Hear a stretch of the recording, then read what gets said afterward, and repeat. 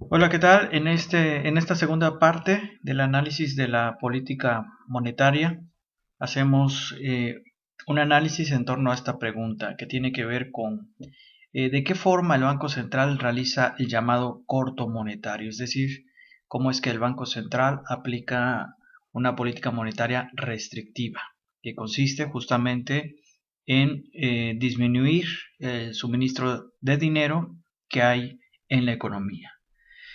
Como comentamos anteriormente, una de las operaciones más concurridas del Banco Central para alterar la oferta de dinero es mediante las operaciones de mercado abierto, que consiste básicamente tanto en la compra pero también en la venta de bonos. En el capítulo previo, por ejemplo, observamos cómo el Banco Central, mediante la compra de bonos, imprime o inyecta dinero en el sistema económico, haciendo que de esta manera la oferta monetaria, el suministro de dinero, se expanda. En este caso sería la operación contraria, es decir, si el Banco Central tiene como objetivo reducir el corto, digamos, tiene como objetivo disminuir la oferta monetaria, esto lo puede hacer mediante, por ejemplo, la venta de bonos al público inversor, de tal manera que el público inversor cambia su dinero, que va a parar a las arcas del Banco Central, y este le otorga los bonos, es decir, cambian su dinero por papeles, que son instrumentos financieros. Disminuyendo con ello, bueno, el suministro de dinero que hay en una economía. Entonces, bueno, típicamente esta operación de corto monetario o aplicación de una política monetaria expansiva, como ya lo indicamos, se hace mediante la venta de bonos. Es decir, en el caso mexicano, bueno, normalmente el Banco Central vende certificados de tesorería, que son instrumentos que utiliza el gobierno federal para financiar su gasto público. Así como las empresas acuden a los mercados financieros para eh, financiarse mediante la emisión de acciones, bueno, el gobierno federal acude también a los mercados financieros para financiarse, en este caso mediante la emisión de CETES, cosa que hace el Banco Central, puesto que el Banco Central es el agente financiero del gobierno. ¿Qué es un CETE? Bueno, es un certificado de tesorería, es un instrumento de inversión mediante el cual el gobierno federal se compromete a pagar una determinada cantidad mes con mes, de acuerdo al tipo de interés pactado en ese contrato, y al final del plazo del periodo de vencimiento del CETE se estaría pagando el monto principal. Entonces, una forma que tiene el Banco Central de recoger, de disminuir el suministro de dinero en la economía es mediante la venta de bonos al público inversor. ¿Sí? Al comprar bonos, al comprar CETES, los agentes económicos cambian su dinero por un papel convertible a dinero después de un tiempo. Otra forma de hacer un corto monetario, de aplicar una política monetaria restrictiva, es mediante estas medidas complementarias a la que ya hemos señalado. Por ejemplo, aumentar el encaje legal. Se recordarán ustedes que el encaje legal es simplemente el porcentaje que los bancos comerciales deben de guardar en las bóvedas del Banco Central y que por lo tanto no se pueden prestar en el sistema económico. Entonces, una forma de restringir la oferta de fondos prestables en la economía es justamente aumentando el encaje legal. Otra manera complementaria es mediante la venta de metales preciosos, por ejemplo, la venta de oro. El público inversor cambia su dinero a cambio de un lingote de oro. Entonces, de esta manera se restringe la cantidad o se contrae la cantidad de dinero circulante en la economía. Típicamente esta operación la podemos ver gráficamente, cómo se lleva a cabo este corto monetario. Partamos de este análisis gráfico en donde se muestra el mercado de dinero. En este caso, LS indica la oferta monetaria, M entre P, en donde los precios en este modelo permanecen constantes. Y bueno, la recta de pendiente negativa es la demanda de dinero. En este caso, el punto de equilibrio inicial estaría en el punto, llamemos a este punto punto I inicial, ¿no? Con una tasa de interés en donde la oferta y la demanda de dinero son iguales. Entonces, supongamos que el gobierno, a través de su agente financiero, que es el Banco Central, decide, en este caso, vender bonos al público inversor, de tal forma que se restringe la oferta de dinero, pasando de LS1 a LS2, en donde la oferta monetaria, bueno, se ha contraído, y al disminuir la cantidad de dinero circulante en la economía, al volverse el dinero más escaso en la economía, pues tiende a aumentar el precio del dinero. Como cualquier cosa que se hace escasa, cuando se hace escaso algo, aumenta su precio. En este caso, al contraerse la cantidad de dinero circulante en la economía, pues el precio del dinero también aumenta, que es la tasa de interés. La tasa de interés, como pueden observar, aumenta, y por su parte la oferta de dinero también disminuyó. De hecho, la disminución de la oferta de dinero dio lugar a este aumento en el precio del dinero. Entonces, una venta de bonos en el mercado financiero por parte del Banco Central reduce las tenencias de dinero de los agentes económicos, y esto, como pueden ver, hace subir el precio del dinero. ¿Sí? El Banco Central, al ofrecer más bonos en el mercado de bonos, pues lo que hace es que baje el precio del bono. Así como cualquier cosa que se hace abundante, cuando una cosa se hace abundante, baja su precio. Entonces, por esta situación, baja el precio de los bonos. Y al mismo tiempo, al haber contraído la oferta de dinero y al haberse subido la tasa de interés, esto aumenta la rentabilidad de los bonos. Es decir, te van a pagar más por el bono que tú tienes en ese momento. Entonces, esto provoca un efecto.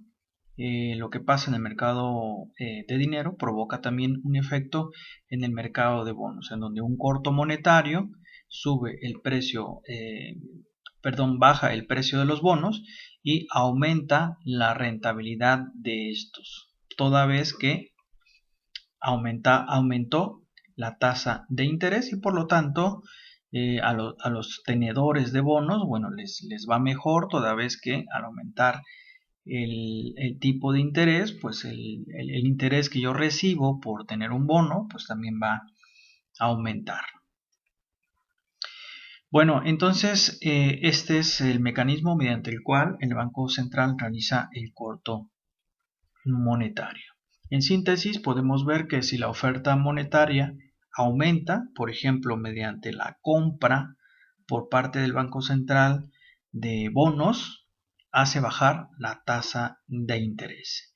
Y si baja la tasa de interés, bueno, la parte de la inversión que depende de la tasa de interés aumentará. Y si aumenta la inversión, que es el motor de la economía, bueno, también subirá la demanda agregada y por lo tanto la producción.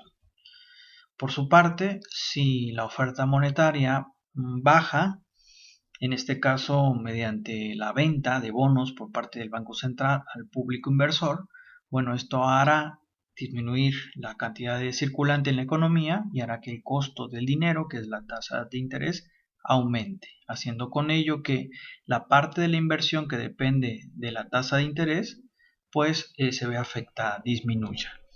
Y también con ello también disminuye la demanda agregada. Una pregunta interesante aquí es, bueno, ¿cómo puede el Estado impulsar la inversión y con ello el empleo y la producción a través de la política monetaria? La respuesta está justamente en está en manipular la oferta de dinero para alterar con ello las tasas de interés. Y principalmente al hacer variar la tasa de interés, con ello también se provoca un efecto sobre la inversión.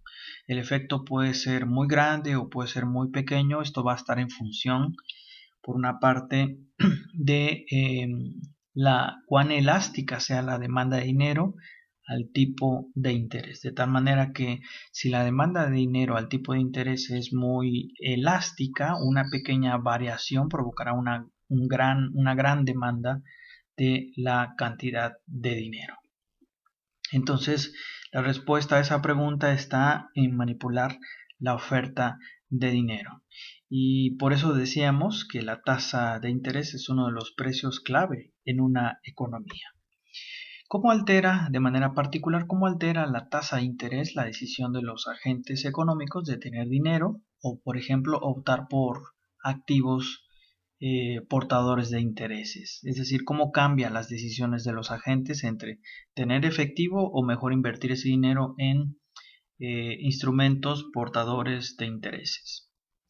Bueno, la tasa de interés sí, influye sobre los agentes económicos a nivel general.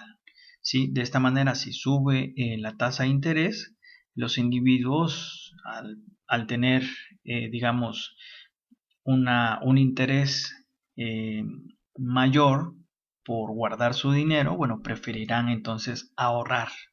Y los inversores, por el contrario, pues, digamos, decidirán posponer sus inversiones, ya que con una tasa de interés elevada, pues es difícil, digamos, pedir un préstamo a tasas de interés bastante elevadas. Entonces, por una parte, los ahorradores estarán más contentos, querrán ahorrar más, dado que se les paga más por su ahorro, y por otra parte, los inversores, pues, digamos, disminuirán su demanda de fondos prestables, toda vez que ahora hay que pagar más por un préstamo. Entonces, normalmente cuando suben las tasas de interés, los agentes económicos querrán invertir ese dinero en instrumentos portadores de intereses como los bonos o las acciones, en lugar de tener su riqueza en dinero o tener su riqueza en efectivo. De la misma manera, y en oposición a lo anterior, si baja la tasa de interés, el costo del dinero se abarata, bueno, los ahorradores verán que no vale mucho la pena sacrificar el consumo actual para consumir más en el futuro. Entonces, querrán gastar en lugar de ahorrar. Los inversores, por su parte, pues tendrán la posibilidad de pedir préstamos a unas tasas de interés más baratas, ¿sí? Y por lo tanto eso animará a la inversión. ¿Qué tanto la anima? Bueno, también depende de ese grado de sensibilidad de la inversión al tipo de interés. Entonces, en suma, cuando la tasa de interés baja, los agentes económicos querrán gastar más y los inversores querrán invertir, los ahorradores querrán ahorrar menos y gastar más, lo cual, bueno, hace que la demanda agregada aumente, ¿sí? Querrán gastar en lugar de comprar instrumentos financieros como bonos, como acciones. Entonces, ese es básicamente la tasa de interés, esa es básicamente la influencia de la tasa de interés en los incentivos de los agentes económicos. Es importante señalar que una política monetaria acomodaticia, es decir, una política monetaria expansiva, puede propiciar que los inversores, bueno, tomen mayores riesgos ante una tasa de interés poco atractiva. Y a lo mejor quieran invertir en instrumentos que les ofrecen unas altas tasas de interés por arriba de la tasa de interés promedio, pero a costa de tener mayor riesgo. Entonces, si los inversionistas son demasiado arriesgados, puede provocar esto una inestabilidad financiera o crear burbujas en ciertos activos. Digamos que esa es la parte negativa de tener tasas de interés demasiado bajas. Entonces, la gente que está buscando dónde invertir su dinero, pues tendrá el incentivo de invertirlo en instrumentos de inversión altamente riesgosos, toda vez que hay una relación entre tasa de interés y nivel de riesgo. Si algo es muy riesgoso, te pagarán un interés mayor y viceversa. Entonces, tasas de interés demasiado bajas en el mercado incentivarán a los inversores, a los, digamos, que mueven su dinero en instrumentos financieros, a buscar inversiones cada vez más arriesgadas para poder ganar una tasa de interés más elevada, a costa obviamente digamos, de invertir en activos, en instrumentos financieros basura, que son los que provocan las burbujas financieras. Por lo tanto, como podemos ver, la tasa de interés cambia las decisiones de los agentes económicos en cuanto a ahorrar y en cuanto a invertir. Definitivamente la tasa de interés tiene una incidencia directa en la economía. Entonces hay que hacer un balance entre tasas de interés relativamente elevadas para incentivar el ahorro y tasas de interés relativamente bajas para incentivar la inversión. Hay que lograr un justo medio. En equilibrio, como ya sabemos, el ahorro es igual a la inversión. En este caso, la Y representa el consumo, la Y representa el ingreso, la C el consumo, la I la inversión y G el gasto. De aquí que el ingreso menos el consumo menos el gasto público va a ser la inversión. Por lo tanto, el ahorro, que es lo que queda después de consumir, es igual a el ahorro es igual a la inversión. ¿Cómo crea dinero el Banco Central? Sí, esta es una pregunta interesante y vamos a utilizar algunos ejemplos para ilustrar este punto. Si supongamos que este es el sistema financiero, este es el Banco Central, el cual emite, digamos, un cheque de 100 pesos, el cual deposita en el banco, en este banco que vamos a llamar Banco 1. Este Banco 1 ahora tiene un depósito de 100 pesos.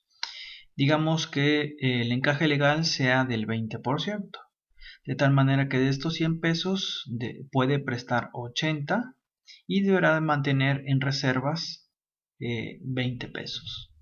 Digamos que estos 80 pesos los presta a otro banco. Ahora el banco 2 tiene un depósito de 80, de los cuales puede prestar el 80%, que son 64 pesos, y deberá de mantener en reserva el 20% de estos 80, que son 16.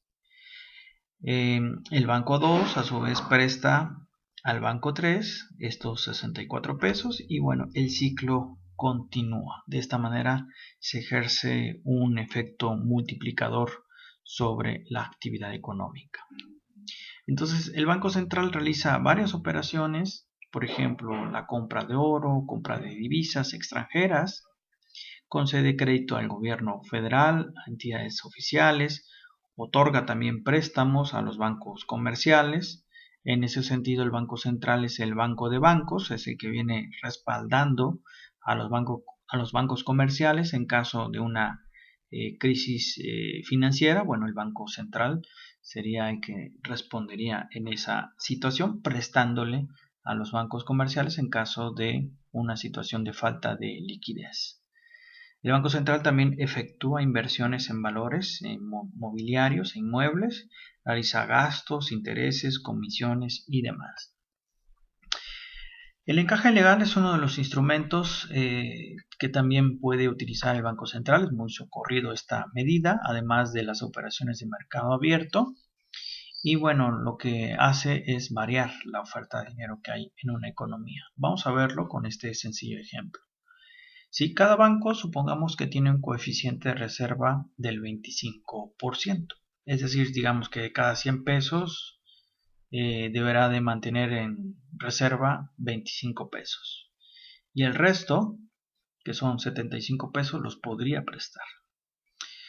Supongamos que el proceso comienza cuando Arturo decide, un agente económico decide reducir su tenencia de efectivo y depositar 100,000 pesos en su banco. ¿Sí? Ahora el banco de Arturo tiene 100,000 pesos de nuevos depósitos. Con un coeficiente de reserva del 25%, el banco de Arturo conserva los 25.000 y presta el restante, los 75.000, a otro agente económico que vamos a llamarlo Leticia. Sí, para el banco de Arturo, bueno, este ha sido el final del asunto, pero no es el final del asunto para todo el sistema bancario. Leticia, por ejemplo, escribe un cheque de 75.000 pesos para comprar muebles a otro agente, por ejemplo, Bárbara. Ahora, el banco de Bárbara sí, recibe el cheque por parte de esta persona. Y bueno, este otro banco experimenta un aumento en sus depósitos de 75.000 pesos. Con un coeficiente de 25.000, deberá de mantener en sus reservas 18.000 y podría prestar 56.250, que es el 75%, a otro agente económico, digamos Roberto. Este último, Roberto, por ejemplo, podría girar un cheque a otro agente económico que llamémosle Carlos para pagar un préstamo de negocios. Sí, ahora las reservas bancarias totales en la economía han aumentado en 43.750, que son los 25.000 más los 18.750. Los préstamos totales, a su vez, han aumentado en 131.250, que son los 75.000 más los 56.250. Los depósitos totales, por su parte, han aumentado en 175.000, que son los 100.000 más los 75.000. De esta manera, bueno, vemos cómo se va creando dinero en la economía a partir de este sistema de reserva fraccionaria o este sistema de encaje legal, ¿no? Entonces, entre más bajo sea el coeficiente de reserva legal, más dinero se creará en la economía. Espero que este video les sea de utilidad y nos vemos en el siguiente.